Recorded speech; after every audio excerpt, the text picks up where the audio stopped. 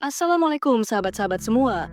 Hari ini saya mengisahkan seorang polisi di Jawa Timur yang menjadi kepala ular piton setelah menendang seorang Habib saat ditilang. Namun, sebelumnya saya sarankan untuk menuliskan syalawat di kolom komentar agar kelak syalawat ini bisa menjadi saksi untuk mendapat syafaat di akhirat. Di sebuah jalan lengang di Jawa Timur, Bribka Suroso berdiri dengan wajah dingin. Matanya tajam mengamati setiap kendaraan yang lewat. Dia dikenal sebagai polisi lalu lintas yang kejam dan tak kenal ampun. Tak peduli apakah yang ia tilang orang miskin atau kaya, tua atau muda. Baginya, semua sama, sumber uang dan kekuasaan. Pagi itu, sebuah mobil hitam sederhana melaju pelan. Di belakang kemudinya duduk seorang pria tua dengan sorban putih melilit kepalanya. Wajahnya tenang, penuh wibawa. Dia adalah Habib Al-Khair, seorang ulama yang dihormati banyak orang. Bribka Suroso mengangkat tangannya. "Berhenti," perintahnya kasar. Sopir Habib segera menepi. Bribka Suroso berjalan mendekat dengan langkah angkuh, lalu mengetuk kaca mobil dengan keras. "Turun, saya mau periksa surat-surat," bentaknya. Habib Al-Khair membuka kaca dan tersenyum lembut. "Ada masalah, Pak Polisi?" Tanpa menjawab, Bribka Suroso menyuruh sopir keluar dan mulai memeriksa mobil dengan kasar. Dia menendang ban, menghentak kap mesin dengan kakinya. "Kendaraan ini tidak layak jalan. Saya tilang," serunya. Habib tetap tersenyum sabar. "Tapi Pak Polisi, semua surat lengkap dan kendaraan ini tidak ada masalah." Bribka Suroso mendengus. "Saya yang menentukan. Kalau saya bilang bermasalah, ya bermasalah." Lalu dengan arogan, ia menginjak bemper mobil dengan kakinya, menekan keras seolah hendak merusaknya. Para warga yang melihat kejadian itu mulai berbisik-bisik. Tiba-tiba, angin berhembus dingin. Langit yang tadi cerah mendadak mendung. Udara terasa berat, seperti ada sesuatu yang tak terlihat mengawasi. Bribka Suroso merasakan tubuhnya menggigil. Kakinya tiba-tiba lemas. Ia mencoba berbicara, tapi suaranya tercekat di tenggorokan. Tangannya mencengkeram lehernya sendiri, matanya membelalak, tubuhnya gemetar hebat. Para warga berteriak ngeri saat kepala Bribka Suroso perlahan berubah, kulitnya mengelupas, wajahnya memanjang, dan dalam hitungan detik, kepalanya berubah menjadi kepala ular piton besar. Lidah bercabang menjulur keluar, matanya berwarna kuning terang, bersinar menakutkan. Para warga menjerit, berlarian ketakutan. Habib Al-Khair tetap berdiri tenang. Ia menatap Bribka Suroso dengan tatapan dalam. "Ingatlah, siapa yang menindas orang tanpa alasan akan mendapat balasannya. Tuhan Maha Melihat." Bribka Suroso meronta, mencoba meraih wajahnya sendiri yang kini bersisik dan menyerupai reptil. Ia berteriak, tapi yang keluar hanyalah suara mendesis mengerikan. Tak lama setelah itu, beberapa anggota polisi lainnya yang menyaksikan perubahan Bribka Suroso hanya bisa terpaku dalam ketakutan. Namun, beberapa dari mereka segera sadar dan bergegas mendekatinya. "Pak Suroso, Anda tidak apa-apa?" seru salah satu rekannya, Aibda Herman.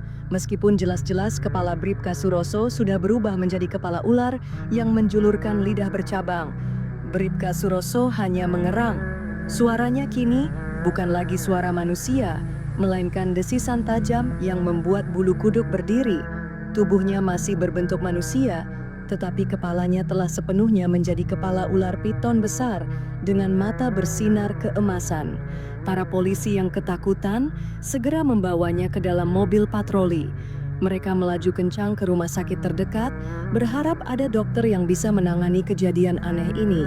Sesampainya di rumah sakit, beberapa perawat yang melihat kondisi Bribka Suroso langsung berteriak ketakutan. Salah satu dokter senior, Dr. Haryo, mendekat dengan ragu-ragu. Ini manusia atau bukan?" Gumamnya dengan wajah pucat. Mereka mencoba melakukan pemeriksaan, tetapi detak jantung Bribka Suroso terlalu cepat, suhu tubuhnya dingin seperti reptil, dan pupil matanya berbentuk vertikal layaknya ular. Semua alat medis gagal mendeteksi kondisinya. Bribka Suroso berusaha berbicara, tapi suara yang keluar hanyalah desisan panjang. Dokter-dokter yang ada di ruangan itu saling berpandangan.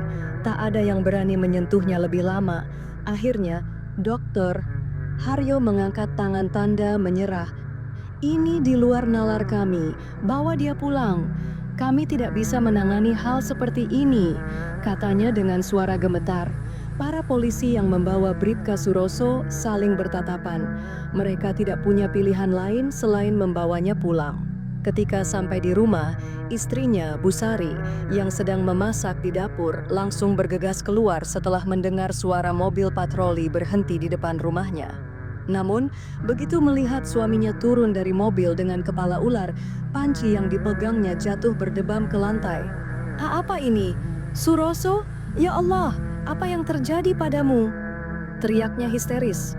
Bribka Suroso hanya bisa menundukkan kepalanya yang kini bersisik. Air matanya atau sesuatu yang menyerupai air mata mengalir di pipinya yang bukan lagi kulit manusia. Bu Sari semakin panik, tubuhnya gemetar dan ia hampir pingsan. Anak mereka yang masih kecil berlari mendekat, tetapi langsung menjerit ketakutan begitu melihat wajah ayahnya. "Ini bukan suamiku, ini bukan Suroso." Bu Sari menangis dan mundur ketakutan. Bribka Suroso jatuh berlutut. Ia ingin menangis, ingin memeluk keluarganya, tetapi bagaimana mungkin? Dengan wajah seperti ini, ia bukan lagi manusia. Dari luar sana, terdengar suara orang-orang berbisik. Kabar telah menyebar bahwa Bribka Suroso dikutuk setelah menindas seorang Habib. Beberapa warga mulai datang, tapi bukan untuk membantu, melainkan untuk melihat keanehan ini dengan rasa takut dan penasaran. Malam itu, suasana rumah Bribka Suroso terasa semakin mencekam. Angin bertiup kencang dan suara jangkrik terdengar samar di kejauhan. Cahaya lampu di ruang tamu terasa redup, seolah enggan menyinari ruangan. Bu Sari duduk di kursi dengan wajah lelah dan mata sembab, sementara Bribka Suroso berdiam diri di sudut ruangan. Kepalanya yang kini berbentuk kepala ular sesekali bergerak, matanya berkilat dalam kegelapan.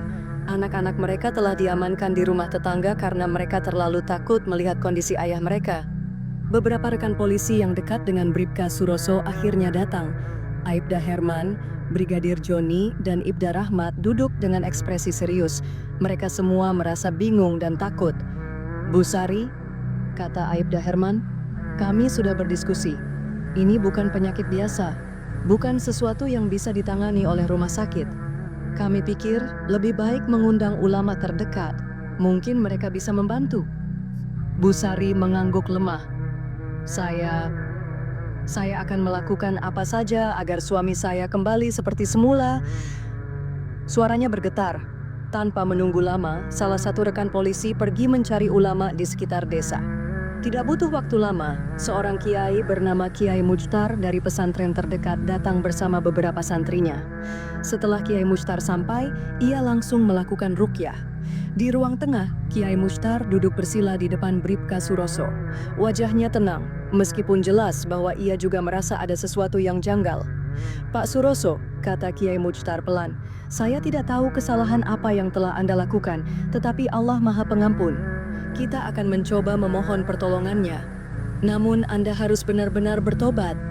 Bribka Suroso mengangguk dengan kepala ular yang bergerak perlahan. Kiai Mujtar mulai membaca ayat-ayat suci Al-Quran. Suasana ruangan berubah drastis. Angin yang tadinya hanya bertiup pelan, kini terasa semakin dingin, seolah ada sesuatu yang berputar-putar di dalam rumah. Begitu Kiai Mujtar membaca ayat kursi dengan suara lantang, tiba-tiba Bribka Suroso berteriak keras. Bukan suara manusia, melainkan desisan panjang yang menggema di seluruh ruangan. Tubuhnya mengejang, urat-uratnya menegang, dan kepalanya bergerak liar ke sana kemari. Santri-santri yang menemani Kiai mundur beberapa langkah, ketakutan. Kiai Mujtar terus membaca, tetapi semakin lama semakin jelas bahwa sesuatu yang lebih besar sedang menguasai tubuh Bribka Suroso. "Astagfirullah, ini bukan sekadar gangguan jin biasa," gumam Kiai Mujtar. "Ini sebuah kutukan." Semua orang yang ada di ruangan terdiam. Bu Sari menutup mulutnya, menahan isak tangis. Kiai Mujtar akhirnya menghentikan bacaannya. Ia mengusap wajahnya, lalu menatap Bribka Suroso dengan tatapan dalam. "Saya tidak bisa menyembuhkan Anda," katanya lirih. "Apa maksudnya, Kiai?" Aibda Herman membelalak. "Kutukan ini bukan sekadar gangguan jin atau sihir biasa. Ini adalah hukuman langsung atas perbuatan yang telah dilakukan. Jika Allah belum mengizinkan kesembuhan, maka tidak ada yang bisa mengubahnya. Ruangan kembali hening, hanya suara angin malam yang berdesir di luar jendela. Nah, setelah Kiai Mujtar pergi, malam itu keheningan melingkupi rumah itu. Para polisi yang hadir hanya bisa duduk termenung, tidak tahu harus berbuat apa lagi. Bu Sari mendekati suaminya perlahan, ia memandang wajah reptil suaminya yang kini terlihat semakin muram. Suroso, apa yang harus kita lakukan sekarang? Bribka Suroso hanya bisa menggeleng. Ia tahu semua ini akibat dari kesombongannya, dari perlakuannya yang semena-mena terhadap orang lain.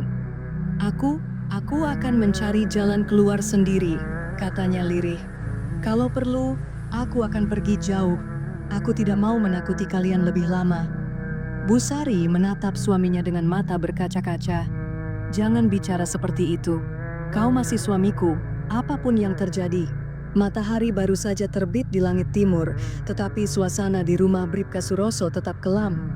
Malam sebelumnya, para ulama sudah mencoba menghilangkan kutukan ini, tetapi semua usaha mereka gagal.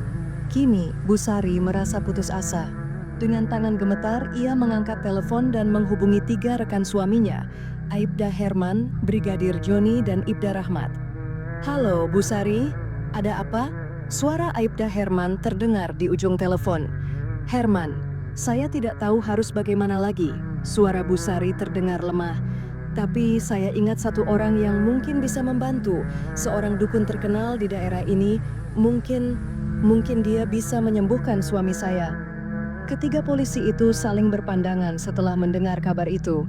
Mereka tadinya tidak percaya hal-hal seperti ini, tetapi setelah melihat sendiri kepala Bribka Suroso yang berubah menjadi kepala ular, mereka sadar bahwa ini bukan kasus biasa. Baik Bu Sari, kata Ibda Rahmat. Kami akan menjemput dukun itu. Tanpa menunggu lama, mereka berangkat ke desa terpencil tempat dukun terkenal itu tinggal. Dukun itu bernama Mbah Wiryo. Ia adalah pria tua dengan jenggot putih panjang dan mata yang tajam. Orang-orang mengenalnya sebagai dukun sakti yang bisa mengobati penyakit aneh, bahkan yang tidak bisa disembuhkan oleh dokter sekalipun. Ketika para polisi tiba di rumahnya, Mbah Wiryo sedang duduk bersila di depan rumahnya yang sederhana, seolah sudah menunggu kedatangan mereka. Kalian datang karena masalah Bribka Suroso kan? Tanyanya tanpa basa-basi. Aibda Herman menelan ludah. Iya Mbah, apakah Mbah bisa menyembuhkan dia? Mbah Wiryo menghela napas panjang. Aku tahu ada sesuatu yang tidak beres sejak kemarin malam, tapi aku harus melihat langsung kondisinya. Tanpa ragu, Mbah Wiryo bangkit dan mengikuti mereka menuju rumah Bribka Suroso. Setibanya di rumah, suasana semakin mencekam. Bribka Suroso duduk di sudut ruangan dengan kepala ular yang kini tampak semakin menyeramkan. Matanya berkilat emas, tubuhnya semakin dingin, dan sesekali ia mengeluarkan desisan panjang. Mbah Wiryo menatapnya tajam. Kutukan ini bukan kutukan biasa. Ia duduk bersila di depan Bribka Suroso, kemudian mulai merapal mantra sambil mengeluarkan segenggam dupa yang berasap. Aroma mistis menyebar ke seluruh ruangan. Semakin lama mantra itu diucapkan, tubuh Bribka Suroso mulai mengejang. Matanya bersinar semakin terang, dan ia mengeluarkan suara mendesis yang lebih keras. Bribka Suroso berteriak, tubuhnya menggeliat seperti ular yang sedang mengamuk. Semua orang yang ada di dalam ruangan mundur ketakutan, kecuali Mbah Wiryo yang tetap duduk dengan tenang. Namun tiba-tiba sesuatu yang tak terduga terjadi. Mbah Wiryo mendadak tersentak, tubuhnya terhuyung ke belakang. Matanya membelalak lebar dan wajahnya berubah pucat. Tangannya bergetar hebat, seolah ada sesuatu yang merasuki tubuhnya. Tidak, ini bukan kekuatan biasa. Suaranya terdengar gemetar. Tiba-tiba Mbah Wiryo terbatuk keras lalu memuntahkan darah ke lantai. Para polisi yang melihat itu langsung berlari menghampirinya. Mbah Wiryo, apa yang terjadi?" teriak Brigadir Joni. Mbah Wiryo terengah-engah. Dengan wajah ketakutan, ia mengangkat tangannya tanda menyerah. Aku tidak bisa. Ini bukan pekerjaan jin biasa. Ini hukuman langsung dari alam gaib. Aku hampir kehilangan nyawa. Semua orang di dalam ruangan terdiam. Napas mereka tercekat, tidak percaya dengan apa yang mereka dengar. Mbah Wiryo bangkit dengan tubuh yang masih lemas. Aku tidak bisa melakukan apa-apa. Kalian hanya punya satu jalan. Apa itu, Mbah? Tanya Busari dengan air mata berlinang. Mbah Wiryo menatap Bribka Suroso dengan ekspresi serius. Dia harus menebus dosanya sendiri. Hanya dengan itu kutukan ini bisa dicabut. Kalau tidak, ia menggeleng lemah. Dia akan tetap seperti ini, atau bahkan lebih buruk. Setelah mengatakan itu, Mbah Wiryo berjalan keluar dengan langkah gontai, meninggalkan semua orang yang masih terpaku dalam ketakutan dan kebingungan. Di sudut ruangan, Bribka Suroso menunduk. Ia sadar, hanya dia sendiri yang bisa mengubah nasibnya. Tapi bagaimana caranya? Malam semakin larut, tetapi tidak ada satupun orang di rumah Bribka Suroso yang bisa tidur dengan tenang. Setelah kegagalan Mbah Wiryo, mereka kembali ke titik nol. Tidak ada yang bisa menyembuhkan Bribka Suroso. Di ruang tamu, Busari duduk bersama Aibda Herman, Brigadir Joni, dan Ibda Rahmat. Wajah mereka penuh kecemasan. Jadi, sekarang apa yang harus kita lakukan? Tanya Brigadir Joni sambil menatap Busari. Busari menghela napas panjang. Mbah Wiryo bilang, hanya satu orang yang bisa menyembuhkan suamiku, tapi kita tidak tahu di mana Habib Al-Khair berada. Aibda Herman menggeleng. Kami tidak punya kontaknya. Terakhir kali kami melihatnya adalah di jalan saat kejadian itu terjadi. Setelah itu dia menghilang. Suasana semakin tegang. Mereka semua tahu bahwa waktu semakin sedikit, kutukan Bribka Suroso bisa menjadi lebih buruk sewaktu-waktu. Bagaimana kalau kita hubungi Kiai Muhammad? Usul Ibda Rahmat. Beliau juga seorang ulama. Mungkin dia bisa membantu. Mereka semua saling berpandangan. Itu satu-satunya pilihan yang mereka punya saat ini. Tanpa menunda waktu, mereka segera pergi ke pesantren Kiai Muhammad yang terletak di desa sebelah. Sesampainya di pesantren, mereka disambut oleh santri-santri yang segera membawa mereka menemui Kiai Muhammad. Kiai Muhammad adalah seorang pria paruh baya dengan sorban putih dan senyum lembut. Namun senyumnya perlahan memudar ketika mendengar cerita tentang Bribka Suroso. Setelah mendengar semuanya, Kiai Muhammad menghela napas panjang. Aku bisa mencoba, tapi jika ini benar-benar kutukan yang berasal dari perbuatan Pak Suroso sendiri, maka ini bukan perkara mudah. Mereka semua kembali ke rumah Bribka Suroso, di mana Kiai Muhammad mulai membaca doa-doa dan ayat-ayat suci. Seperti sebelumnya, tubuh Bribka Suroso kembali mengejang. Kepalanya mendesis keras dan matanya bersinar semakin tajam. Namun, kali ini tubuhnya mulai berubah. Sisik di lehernya semakin jelas dan lidahnya semakin sering menjulur seperti ular yang siap menerkam. Kiai Muhammad menghentikan bacaannya. Wajahnya tampak tegang. Astagfirullah, ini bukan gangguan biasa, ucapnya dengan suara gemetar. Aku tidak bisa menyembuhkannya. Semua orang terkejut. Maksud Kiai? Tanya Aibda Herman. Kiai Muhammad menatap mereka dengan sorot mata serius. Seperti yang dibilang Mbah Wiryo, hanya satu orang yang bisa menyembuhkan Pak Suroso, dan itu adalah Habib Al-Khair. Tapi kita tidak tahu di mana dia, seru Brigadir Joni frustrasi. Kiai Muhammad tersenyum tipis.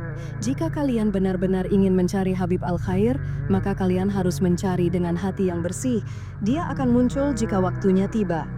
Mereka semua terdiam, mencerna kata-kata itu. Malam semakin larut dan udara terasa semakin dingin di teras rumah Bribka Suroso. Setelah kepergian Kiai Muhammad, Busari masih termenung, pikirannya dipenuhi kecemasan. Bagaimana jika suaminya tidak bisa kembali seperti semula? Bagaimana jika kutukan ini semakin parah? Di sampingnya, Aibda Herman, Brigadir Joni, dan Ibda Rahmat juga tampak kelelahan. Mereka telah mencoba segalanya, tetapi jawaban yang mereka dapatkan selalu sama. Hanya Habib Al-Khair yang bisa menyembuhkan Bribka Suroso. Tiba-tiba Aibda Herman angkat bicara. Bagaimana kalau kita kembali ke tempat kejadian? Tempat di mana Bribka Suroso menendang mobil Habib Al-Khair. Brigadir Joni mengerutkan kening.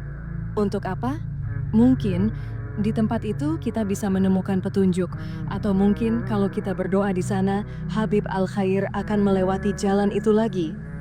Busari menatap Aibda Herman dengan mata berbinar.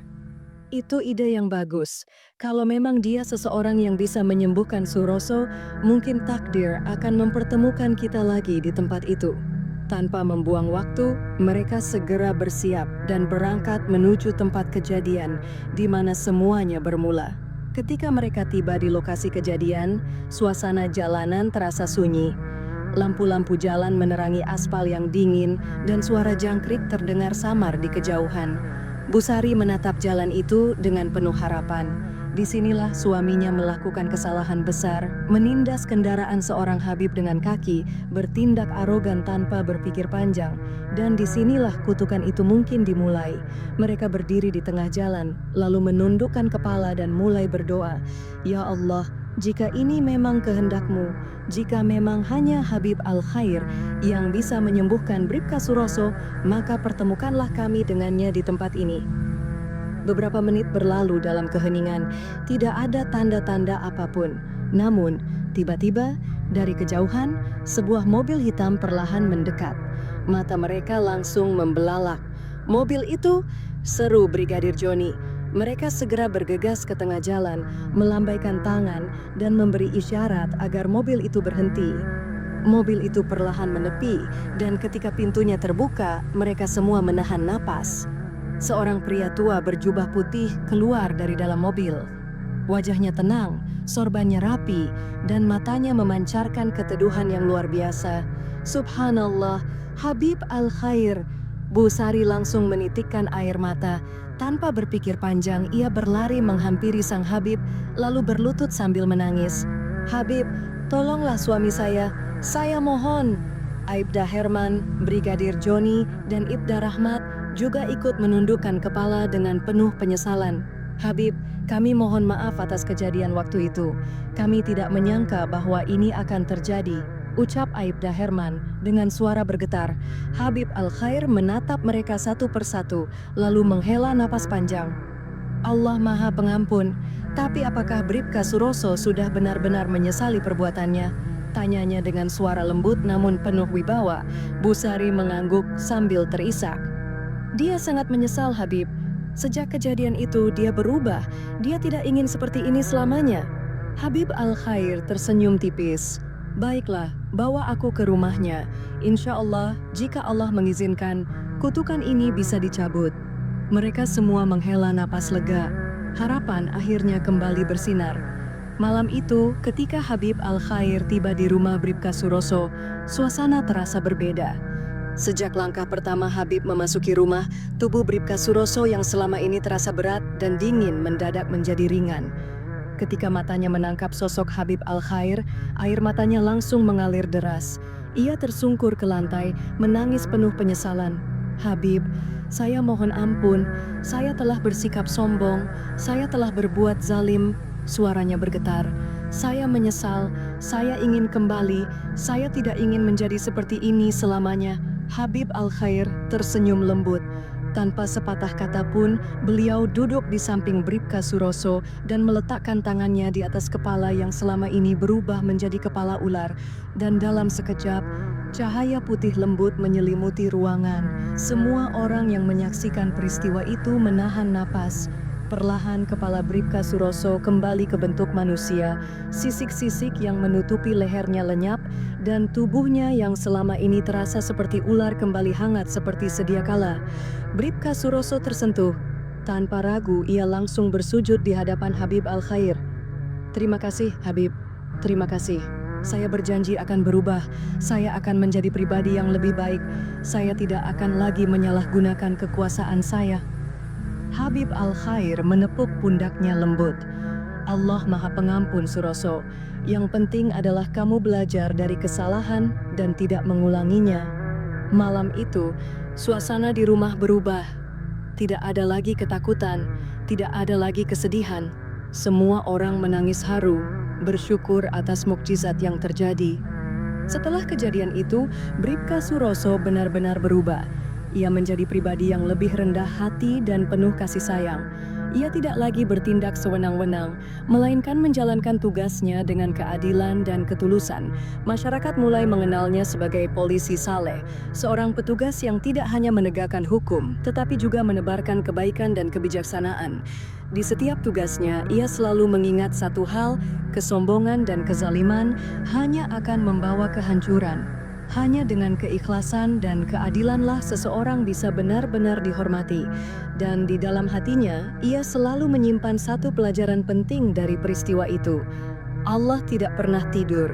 Setiap perbuatan, baik atau buruk, akan selalu ada balasannya. Semoga kisah ini dapat kita ambil sebuah pelajaran. Terima kasih atas perhatian Anda semua. Wassalamualaikum warahmatullahi wabarakatuh.